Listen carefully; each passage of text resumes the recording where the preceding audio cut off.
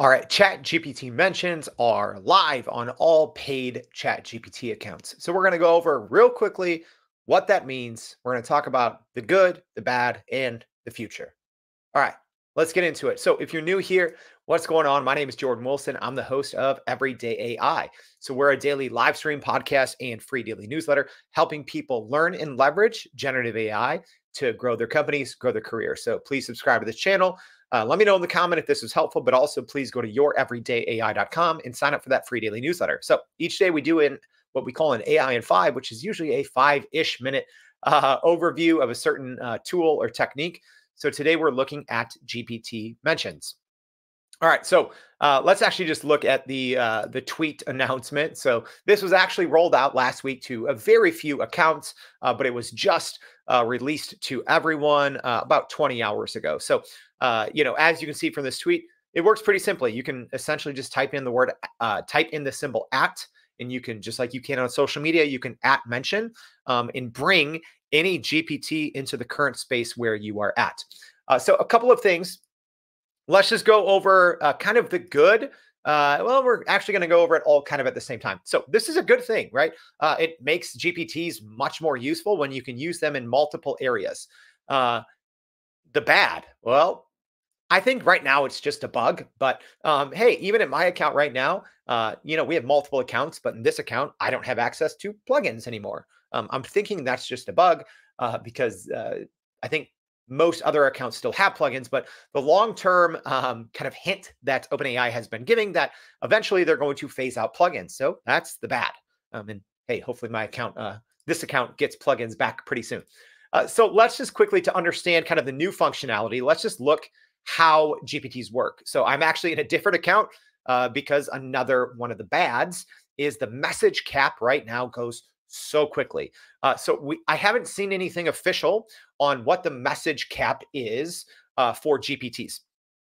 But I've seen it reported that it's actually more closer to like 20 or 25 messages with the GPT. So this account's fresh. We've done 0 messages today in this account. So normally your message cap, if you are on a paid plan, is 40 messages every 3 hours. If you're on a Teams plan, which is what we are on, that's 80 messages every 3 hours. But it looks like the GPTs apparently cost maybe more than one message. So let's just go ahead and dive right in and show you how this works. Okay. So I'm going to go ahead and click a new chat. Obviously, oh, look at that. Now I have plugins mode back. Very strange. All right.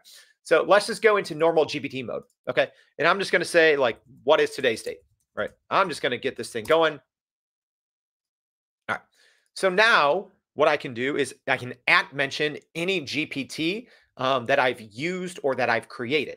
So a lot of times, I've actually seen some problems recalling older GPTs. So sometimes you first have to go in, maybe use them one more time if you don't see them in your list. So if I just type in at, you'll see at the bottom some of the more recent GPTs that I've used pop up here. So here's why this is very helpful. Well, now within one chat, right? Let's say I'm working on a research project or something like that. So a GPT that I really love is, let's see if it's in here. Here we go, Web Pilot. So now all I have to do is hit enter. So essentially it switches the mode. So what this is even though I'm in the default mode, now when I'm talking to ChatGPT, it is like I am in a dedicated GPT chat with Web Pilot. So let's just, as an example, I'm zoomed in a little bit here. So I'm going to click this.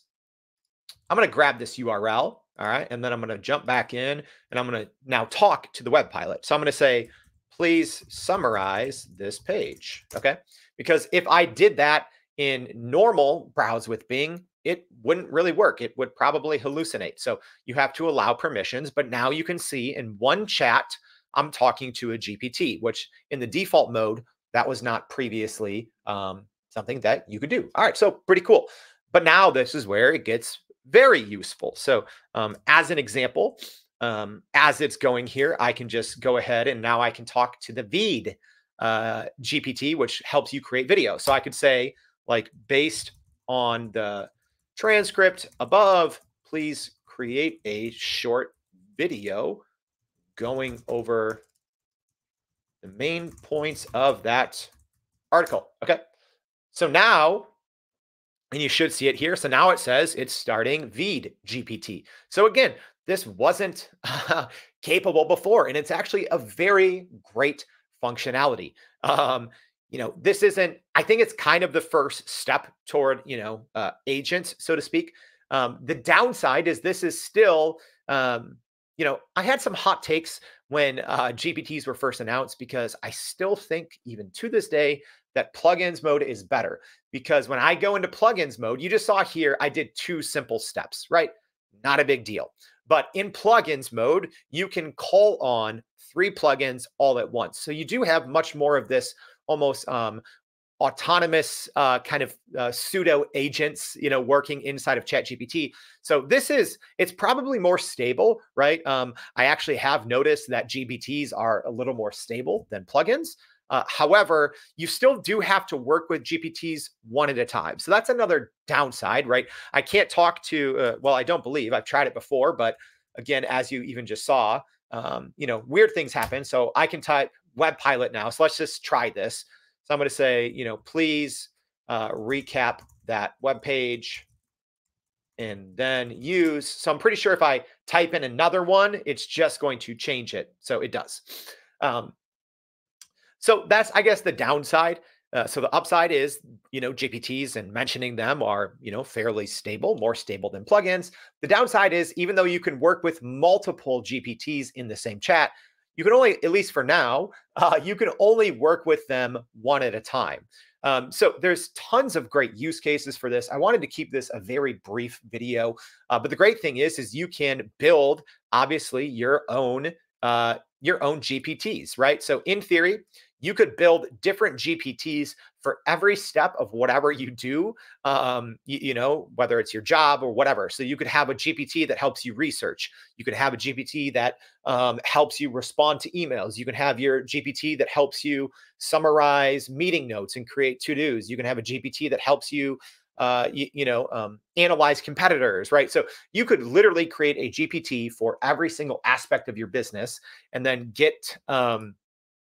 and then within one conversation, you could just kind of go through your process of whatever you're normally doing manually, which is pretty cool. And then obviously within those kind of GPTs, and this isn't a tutorial on GPTs, but obviously the huge benefit here and the benefit over plugins is that you can, aside from, kind of this custom instructions or the configuration section, is you can also, upload your own knowledge base. So again, think of, 10 different GPTs that are just kind of micro targeted for exactly how you work. And then you can rotate between all of those one-to-one in the same chat while retaining that information. Obviously using GPTs, you still do kind of cut through that memory a little bit faster, but still huge development.